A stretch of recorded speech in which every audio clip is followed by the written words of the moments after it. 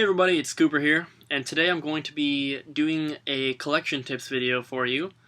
I've had a few requests for this, so I thought that instead of doing like a collecting tips series, I would just compile everything I have to say into one video, so that if you're looking to basically like jumpstart your collection, hopefully you can use this video to help you out, and you don't have to wait, a week just for one tip, which I mean, it's fine. It's fun to do a collecting tips series, but I think it's a little more helpful to just compile everything into one video. So that's what I'm going to do for you guys today. I have 8 tips written down here. Some of them are less important than others. Some of them tie into each other. This is like my 4th or 5th take trying to make this video, so I don't want to spend forever on it. But I am going to give enough explanation on the things that need it, and hopefully this can help some of you guys out. And even if you're like already a master game collector, there might be some stuff in here you never thought of, and so I hope you guys enjoy, and I hope it helps out. So tip number 1 is don't always expect to find awesome stuff every time you go out looking for games.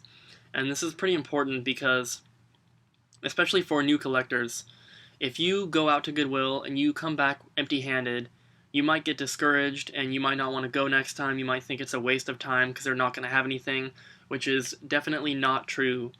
There's been plenty of times when I've gone out game hunting and come back with my backpack completely empty, but I still have fun looking for games, so it's not a total loss. Plus, every place changes out their inventory and stock all the time. Just because they don't have something one day doesn't mean they're not going to have anything the next day. So just keep that in mind. You don't ever want to give up. Just don't get your hopes up, but at the same time, don't get discouraged when you don't find anything, because it will happen. It's good to be excited and have fun and all that, but at the same time, if you're expecting to go out there and find an Earthbound your first day, just try not to think like that, because it's probably not going to happen. Tip number 2 is keep in mind that game collecting is a hobby and not a job. And you don't want it to turn into a job. You don't want it to be a chore to go game hunting. If you're finding that going out to Goodwill is not fun for you, if you're not enjoying it, if it's becoming an expectation you have, and just something that you think you should do for whatever reason, then you need to stop, because if you're not having fun, there's really no point in doing it, because you're collecting for yourself, not for anybody else. So just keep that in mind. Number 3 is very important, and this one, 3, 4, and 5 all tie into each other, but number 3 is very important, and that's know where to look. There are many places that you can look to find games, and you just need to keep in mind that all these places are options, and depending on where you live, you're gonna have you're not gonna have some of these, or you might have more. But I'm going to go through and list off basically all the places that I look for games, and places that even I don't look, but I know are popular places to look, and I'll give you a little description where it's needed. So, first up,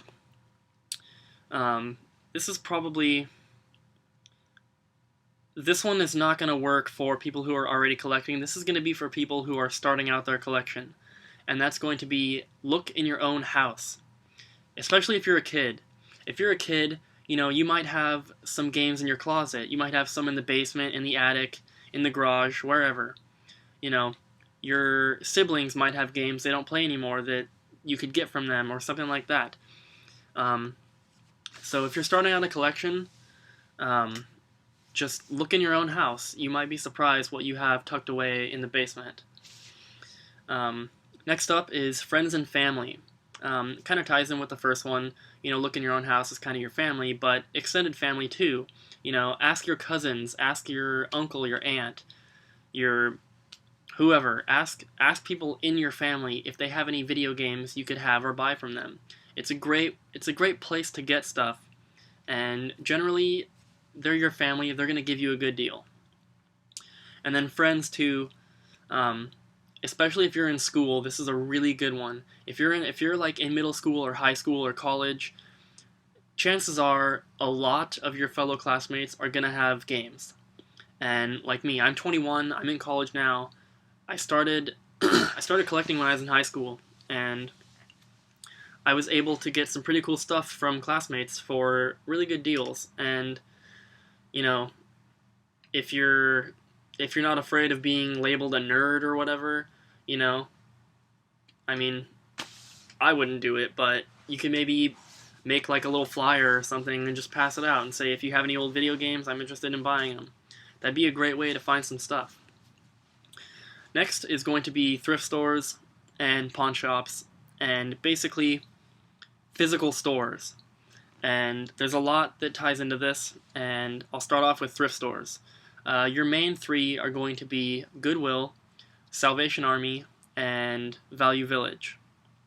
And then depending on where you live, you're going to have other ones such as Habitat for Humanity, or there's one in Seattle that I went to, St. Vincent de Paul, Paws and Claws.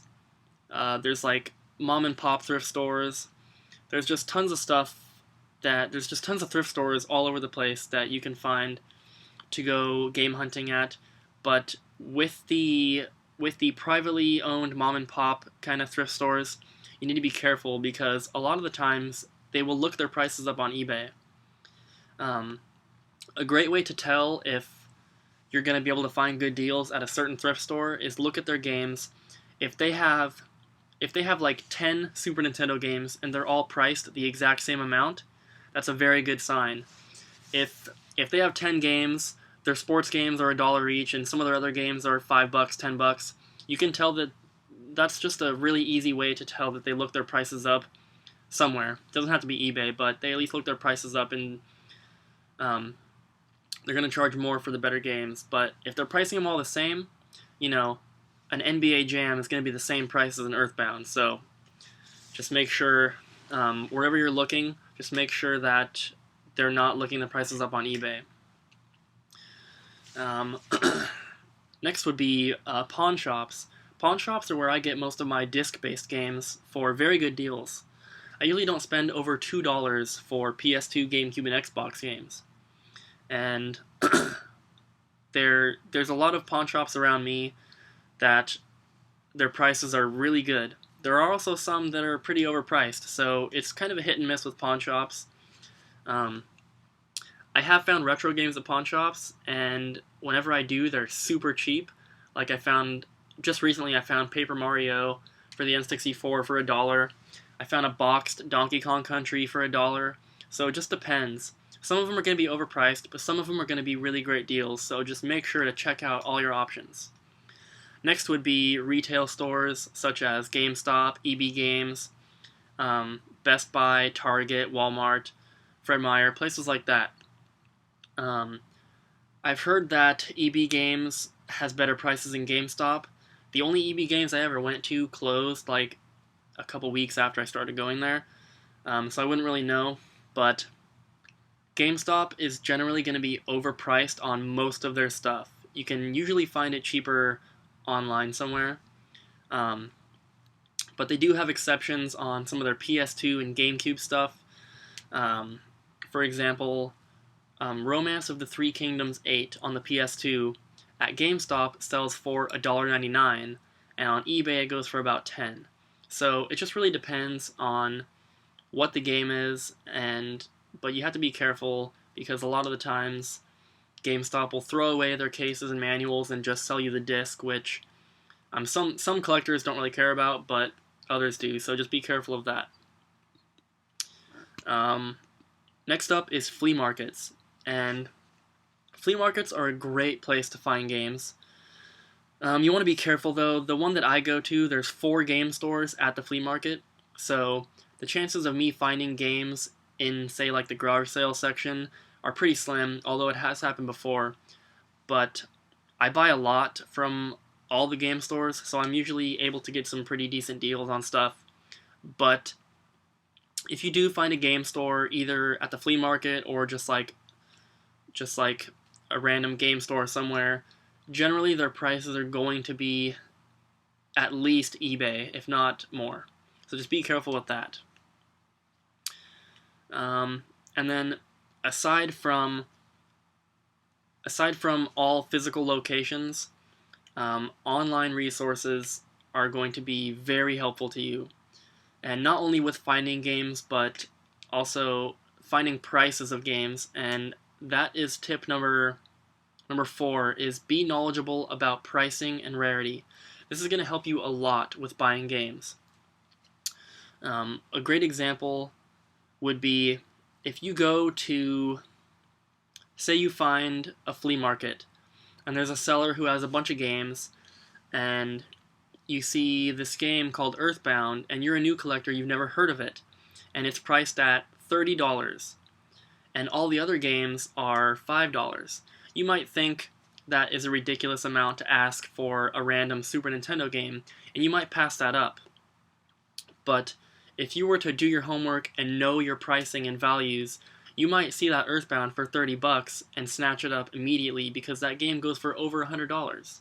And if you don't know your pricing, you might not have known that, and you might have missed out on a great deal. So just be sure to be knowledgeable as much as you can about pricing. And granted, if you are starting your collection, you're not going to know a lot about pricing, but trust me, it will come with time.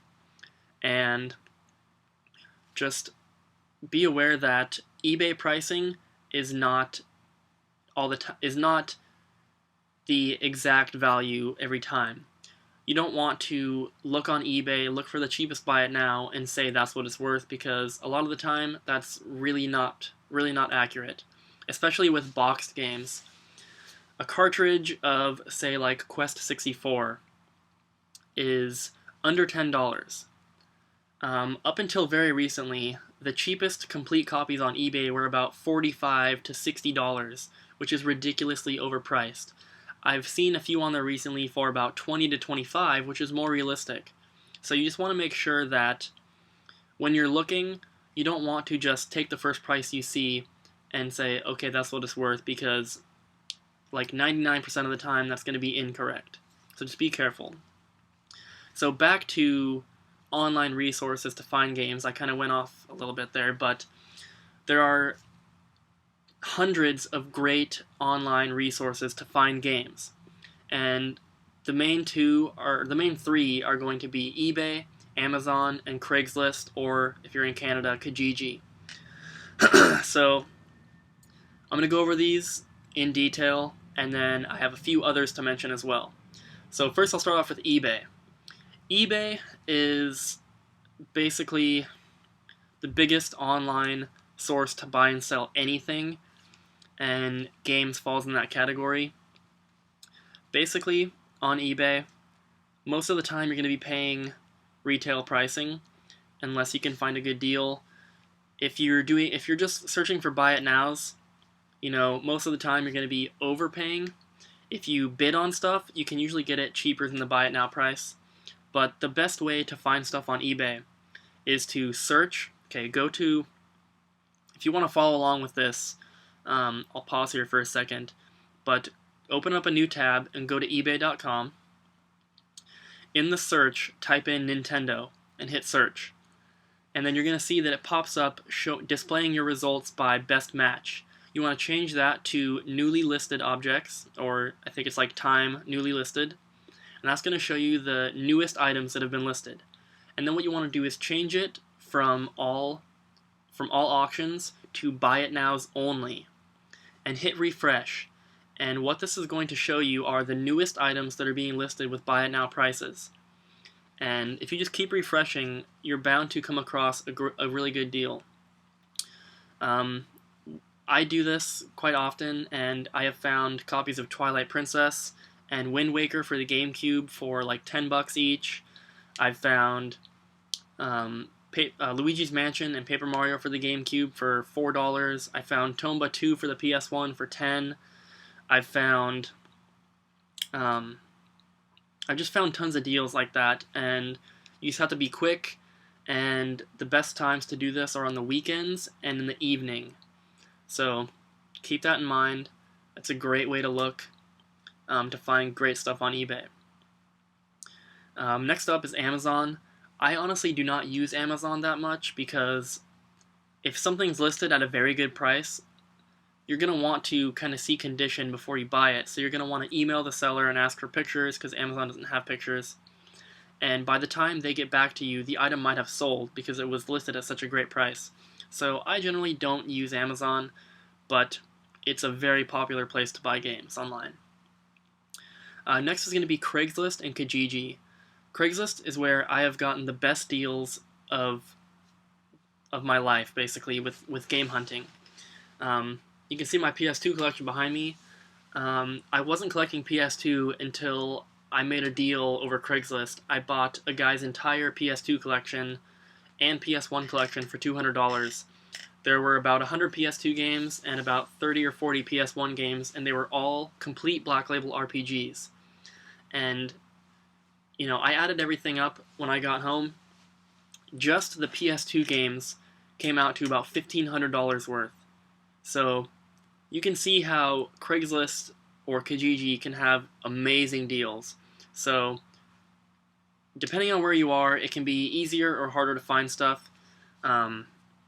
Around Portland, Oregon, where I used to live, there's tons and tons and tons of resellers on Craigslist. Your wanted ads will get flagged within an hour of being up. It's kind of ridiculous. So it really just depends on where you are. But Craigslist and Kijiji, definitely great resources. So, like I said, there are other online resources to find games. You're gonna have your gaming websites, I guess is what I would call them, like jjgames.com, nintendosforsale.com, just websites like that sell games. And then there's a website called Game Gavel, and they're an auction site that's for video game stuff only. Definitely check them out if you haven't. They just recently started up. I think there are no fees for listing stuff on there, so you can sell for free on there, and their fees and the way that they take care of their sellers and buyers is way better than eBay. But the only downside is that they are pretty unknown, at least for now. So the more people that watch this video and go check out Game Gavel, the better, because the faster it grows, you know, the better it's going to be. So definitely check out GameGavel.com. Aside from those, there's Half.com, and that's HALF. It's owned by eBay, and it's basically eBay's version of Amazon. Definitely check that out if you haven't. It's pretty interesting. For me, that's kind of, besides buying and trading and selling to people on forums, that's kind of the extent of my online buying. There's Newegg.com, which is Newegg, and they're kind of just like an electronics store, but they do have games, but they're only newer games, like PS3, 360, Wii, 3DS, stuff like that. But you can find some good deals on there. So just, you know, there's like BestBuy.com and Walmart.com, stuff like that. Just make sure that you check everywhere you can to find games online. And then that's going to tie in with number 5 here, which is don't buy everything you find or see. And this is kind of important because, for one, you're going to exhaust your money pretty quick, but two, if you just buy everything you see, you're going to get ripped off most of the time, which of course ties into being knowledgeable about your prices. If you can look at a pile of games and determine a rough estimate of what they're worth, then you probably have a good idea of what you want to pay for them without getting ripped off. If you just see a stack of games, you don't know anything, the guy throws out $100 and you buy it, you could go home, look it up, and find out that you paid $100 for $20 worth of games. So you just have to be careful and just, you know, it's okay to take chances sometimes, but just be smart about it. Number 6, this one is kind of a problem with new people to YouTube. New gaming channels on YouTube tend to have this problem, and that is they just they don't collect what they want, they just collect anything video game related. And like I said, this is mostly seen with newer channels, and I'm guilty of doing the same thing when I started.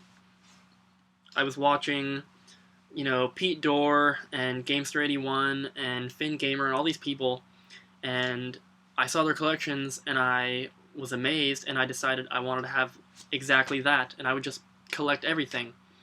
And now I'm a little smarter with it, and I don't collect Atari, I don't collect Sega, I don't collect DS or PSP or PS3 or ColecoVision and Television, TurboGrafx 16, WonderSwan, N-Gage, Neo Geo. I don't collect any of that stuff because I'm really just not interested in it at this point in my life. If for some reason I ever win the lottery and I can just buy whatever I want, I'll start collecting that stuff, but for now I'm going to stick with what I enjoy collecting, which is Nintendo and PlayStation. So, like I said, it is a problem with newer channels, but you just want to keep in mind, just because other people on YouTube collect for a certain system doesn't mean you have to. If you're not going to enjoy collecting for it, or if you're not going to play it, then you shouldn't be collecting for it. So, just keep that in mind. If you go out and you see a Genesis for $20 with a couple games, if you want to play it, that's a pretty good deal. But if you're just buying it just because, if you know you're not going to play it, you're just getting it to show it off on YouTube, just pass it up because it's a waste of your money and time. 7. This tip is really controversial with collectors and gamers, and that is, if you're not against the idea, resell. And I know just that word kind of stings people when they hear it, resell, but I just want to point out a couple things before I explain why this is a good tip. To me, there are two different kinds of resellers. There's the bad kind, which are the people that will get up in the morning, drive around to all the Goodwills, and go to the flea market, and basically just buy everything they can, and then they'll either take it to their store and mark it up 100%, or they'll go put it on Craigslist. They have their huge ad with millions of games that are all overpriced, and they don't care about cleaning the games, they don't care about testing them, they don't care about taking care of their customer. They really don't care about the games at all. They just care about making as much money and as quickly as they can. To me, that's horrible. That is a true reseller to me. Then there's the other kind, which is like myself, which I don't even want to call a reseller because, I do buy games to resell, but I wouldn't consider myself a reseller. And basically, I'm mainly a collector. The only reason that I sell games is to supplement the money that I spend on my own collection. And, when I get games, if they're dirty, I will take the time to clean them. I will take the time to test them. I take the time to take actual pictures instead of using stock photos. I put my prices at the cheapest on eBay. And, if someone buys a game from me and has a problem with it, like, maybe a normal reseller might just say, too bad, you're, whatever. But if someone has a problem with it, I'm going to take it back and give them a refund. I'll do whatever it takes to make them happy with their purchase. And to me, that's a lot different than a reseller. When I go out to, if I'm looking for games to resell, and I find something on Craigslist, if I find, say, like a Conker's Bad Fur Day for $10, I'm not going to try and talk them down to $5, because $10 is already a good deal. And, if I need them to deliver it to me because I don't drive, I'm not going to say, well, I'll give you $10 if you can deliver it. I'll say, well, how about 15 or 20 to have you deliver it to me because I don't drive. And, I try and work things out with people, and I always try and be really nice and courteous, and I don't try and just rip people off and then turn around and sell it for as much as I possibly can, and then be like, haha, that person's an idiot, I bought that from them for, a quarter of what it's worth, I don't try and do anything like that because that's rude, and that's what I would consider, like, someone who really does that kind of stuff is a reseller, and that is disgusting.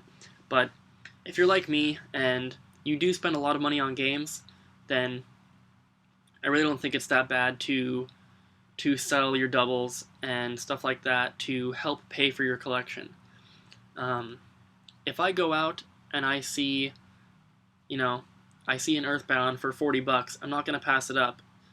Like, I don't have one myself, but even if it was a double, I'm not going to pass it up because I know that it's worth a lot more. And if I'm putting in the time to go find these games, I'm putting in the effort to meet up with these people from Craigslist. I'm going to the little thrift stores, I'm going to the flea markets, to the pawn shops. If I'm putting in the time and effort to find all these things, clean them, test them, take pictures of them, list them, ship them, if I'm willing to do all that, I don't think it's such a bad thing that I make a few bucks on the side to help myself buy more games for my collection. So, basically, I just wanted to explain that before I explain the tip. And so, once again, it's resell if you aren't against it. And a great way to do this is, excuse me, basically, there's tons of different ways to sell. I mainly just sell on eBay, and like I said, I always put my things at the cheapest on eBay, and the best tips that I can give for this are to don't ever pay more than half of what you're going to sell for. So always try and pay about 50%. Obviously, if you can get a better deal, then you're going to make a little more, but if you buy a game for $10 and you sell it for $20, once you factor in eBay fees, PayPal fees, shipping, the time and energy and gas and all that it took you to get the game, list the game, clean it, all that stuff, you're still going to make a few dollars, which is pretty cool. If it's a really expensive item, if you buy a game for $50 and sell it for $100, that's a way bigger profit. So on really expensive stuff, it's okay to pay more. Like if you're going to sell a game for $100, you can afford to pay $70 for it, because you're still going to make $30, which is a lot. So just like I said, especially if you're younger and you don't have a job, or if money is hard to come by, if you can buy and sell games, then your collection is going to grow and you're not going to be putting a lot of money into it. You can buy a bundle of games for $50, keep half of them, sell the other half for $50. You basically just got a bunch of games for free. So just keep that in mind. If you are against it, I'm not trying to talk anybody into it, but it's a good option. And the last tip that I have for you guys is to have fun. And this is the most important. It's great to find good deals, and it's great to be knowledgeable, and it's great to do all this stuff, and it's great to resell if you can, and all this stuff is great. All these previous tips are great. But if you're not having fun, then all of it is pointless, because tying in with tip number 2, that this is a hobby, not a job, if you're not having fun, it's a waste of time. If you turn it into a job, it's a waste of time. Because, chances are you're not going to make enough money buying and selling games to support yourself or your family, so don't even try. If you're really serious about opening a game store, that's different. But just make sure to have fun, and don't get your expectations up too high. Of course, it is good to be excited when you're going to find games, but don't get discouraged when you don't, because it will happen. So, this video is 30 minutes long, so I hope these tips can help you guys out. And if you have anything else that if you have any other tips that I didn't mention, leave them in a comment below. And if you see a good tip left in the comments, give it a thumbs up so it can be a top-rated comment, and people can see those in addition to the ones that I've mentioned. And if you have any questions, definitely feel free to send me a comment or a private message, and I'll definitely be able to answer any questions you guys have or elaborate more on anything else. So that's it for now. I hope you guys enjoyed. I hope this can help you guys out. So thanks for watching. I'll see you next time.